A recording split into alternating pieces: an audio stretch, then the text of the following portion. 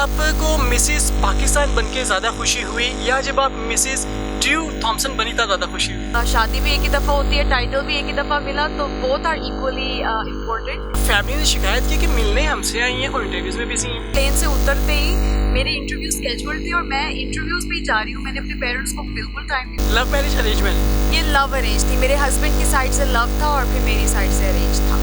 पाकिस्तानी खाने खाती ज़्यादा शौक से, चाइनीज़ खाती हैं या यूएस में टेक्सास के जितने देसी रेस्टोरेंट्स हैं उन सबके नाम आते हैं। अस्सलाम वालेकुम नाज़रीन, मैं हूं डॉक्टर माजिद खान। आप देख रहे हैं मीडिया 92।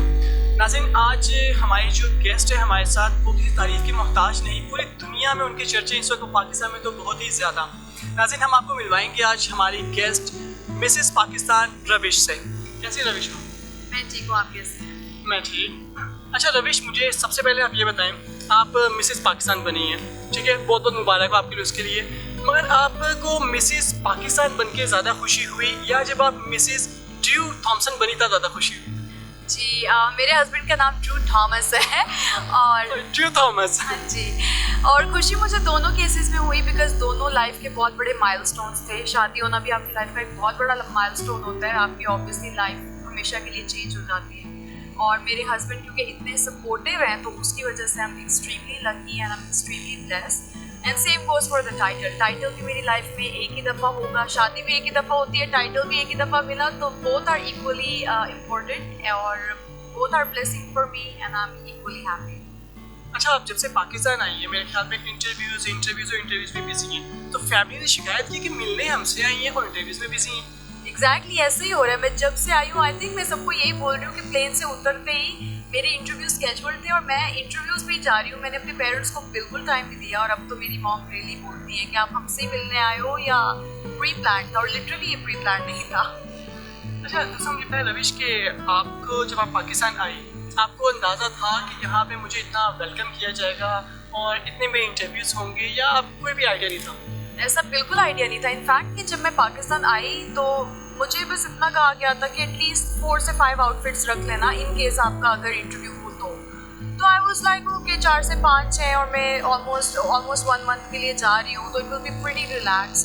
और अब तो इतने इंटरव्यूज होते हैं, अब तो दिन में 10 होते हैं, मेरे पास आउटफिट्स भी खत्म हो गए हैं and I am just like okay अब मुझे थोड़ी ब्रेक चाहिए। But no doubt I am not complaining, I am extremely blessed. I think it's a blessing. मुझे जितना ऑनर मिल रहा है ये बिल्कुल एक्सपेक्टेड मैं नहीं कर रही थी। I was not expecting it but I am happy.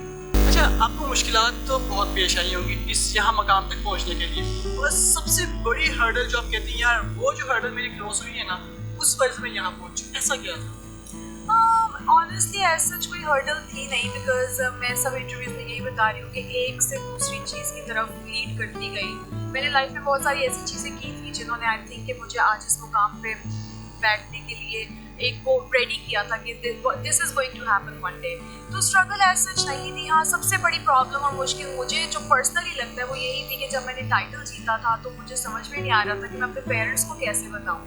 Because आपको पता है हमारे कल्चर में ये पैचेंट और ब्यूटी और इन चीज़ों को इतना एक्सेप्ट नहीं किया जाता और मैं इतनी कंफ्यूज थी। मतलब मैं जीती और मैं इतनी छलांगे मारी थी और मैं इतनी एक्साइटेड थी। मैंने अपने हस्बैंड को बताया और वो भी खुश हैं और मैंने अपनी मदर इन लॉ को बताया और वो भी खुश हैं।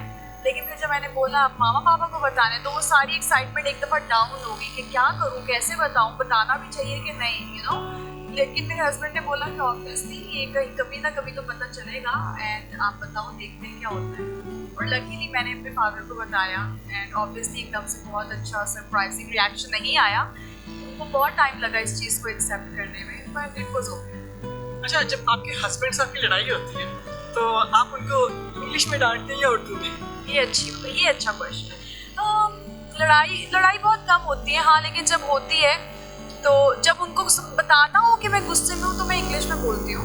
लेकिन जब बताना हो कि जब मैं चाहती हूँ कि उनको ना पता चले कि मैं गुस्से में हूँ तो फिर मैं कहते नहीं यार तुम क्या बोले जा रही हो। कभी कभी तो उन्होंने अपना ट्रांसलेटर भी ऑन रखा होता है, मुझे पता ही नहीं होता और वो बाद में मुझे कहते हैं आई ट्रांसलेटेड इट और फिर मुझे पता चलता है ओके। सो ऐसा भी होता है। Love marriage arrangement? Arrange marriage. ये बाकी में अरेंज मैरिज थी या लव अरेंज मैरिज थी? ये लव अरेंज थी। मेरे हस्बैंड की साइड से लव था और फिर मेरी साइड से अरेंज था।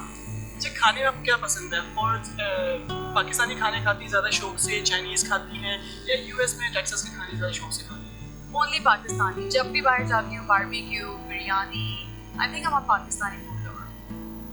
वहाँ अमेरिका में भी यही हाल है? 100%। वहाँ पे इतने मुझे सब टेक्सास के जितने देसी रेस्टोरेंट्स हैं उन सबके नाम आते हैं। अच्छा रविश, मुझे बताएं कि आपने लाइफ में कभी सोचा भी था कि आप मिसेस पाकिस्तान भी बनेंगे? क्या बताएं कि स्टार्टिंग से ही आप स्ट्रगल करते रही हैं डिफरेंट फील्ड्स में, फैशन शो में भी करते रही हैं, तो आपने सोचा था ये कि आप मिसेस पाकिस्तान भी मैं कभी बनूंगी या बस ऐसे चलने दिया?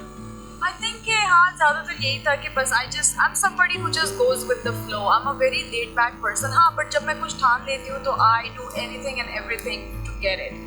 तो इसमें यही था कि ऑब्वियसली मुझे ये तो पता था कि मुझे कोई ना कोई एक डिग्री तो लेनी है, because I want to be a graduate. I want to tell my kids that I am an educated person और मेरे पास एक बैचलर्स है और एक मास्टर्स है। और उसके साथ साथ ये था कि मुझे अपने शौक भी पूरे करने थे, जिसमें मेरे हस्बैंड ने मुझे बहुत सपोर्ट किया। तो obviously blogging was part of it, और मुझे ब्लॉगिंग से इतनी ज़्यादा अप्रिसिएशन मिली। And blogging is completely different, I mean it's part of business, it's part of marketing and promotion and all that. और वहाँ से मुझे इतनी ज़्यादा अप्रिसिएशन मिली और पब्लिसिटी मिली।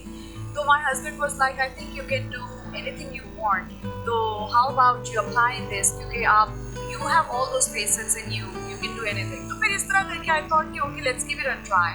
और फिर मैंने ट्राई दिया and I did not expect कि मैं जीतूंगी ऑब्वियसली, बिकॉज मुझसे बहुत ज़्यादा खूबसूरत और भी लड़कियाँ थी कॉम्पिटिशन में। बस वो यही हुआ कि I think I had self believe, और मुझे ये लगता था कि मैं कर सकती हूँ, और आई थिंक कि मैंने कर दिखाया। अच्छा रविश, कोई इंटरेस्टिंग सी चीज़ जो किसी फैन ने आपके लिए की और आप एक्सपेक्ट भी ना कर रही हो, यार इतना कुछ भी मेरे लिए कुछ कर सकता है? आई थिंक कि उसमें एक दफ़ा ऐसा ज़रूर हुआ था, मुझे एक टर्की के फ़ैन ने, आई डोंट इवन नो कि वो कौन सा ड्रामा था, because I was in US at that time. और एक ड्रामा था टर्किश, उसमें कोई कैरेक्टर था, तो किसी ने मेरी इमेज को लेके उस टर्किश कैरेक्टर, कोई ड्रामा था, उसकी इमेज के ऊपर मेरी फ़ोटो लगाकर बाकायदा प्रॉपर एक पोर्ट्रेट बना के मुझे सेंड किया था। And I was very surprise कि मतलब आई थॉट कि ये टाइटल के साथ सिर्फ पाकिस्तान में लोग रिकग्नाइज करते हैं या US में करते हैं, बट टू नो कि फैंस पूरी दुनिया में है और टर्की से भी मुझे वो एक चीज़ रिकग्नाइज हुई, दैट वाज क्वाइट इंटरेस्टिंग। आपकी लाइफ में कोई गाना अगर बनना चाहे तो कौन सा गाना आप चूज करें? गाना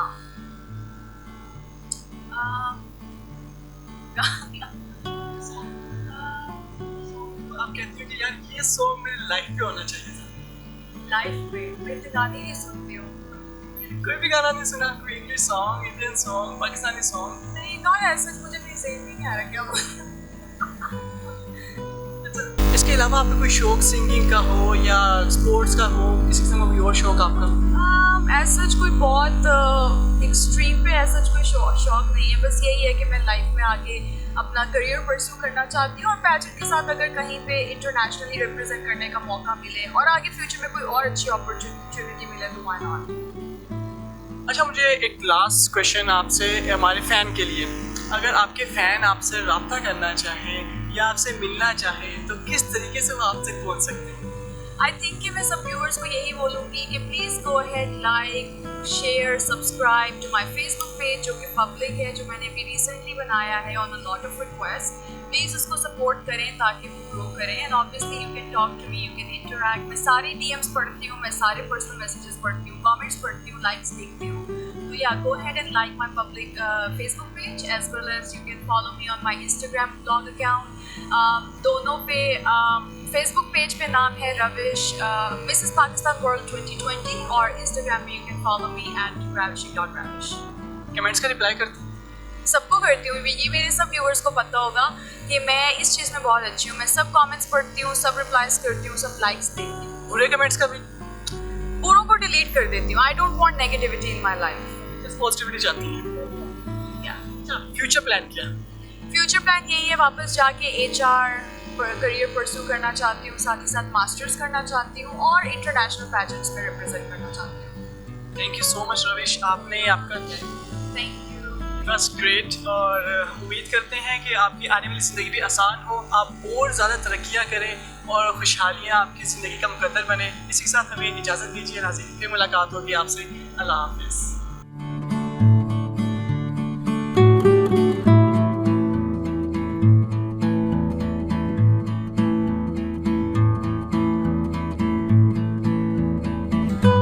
अगर आपने अभी तक हमारा चैनल सब्सक्राइब नहीं किया तो अभी सब्सक्राइब करें और बेल आइकॉन को क्लिक करके हमारी लेटेस्ट वीडियोस के बारे में अपडेट जानें।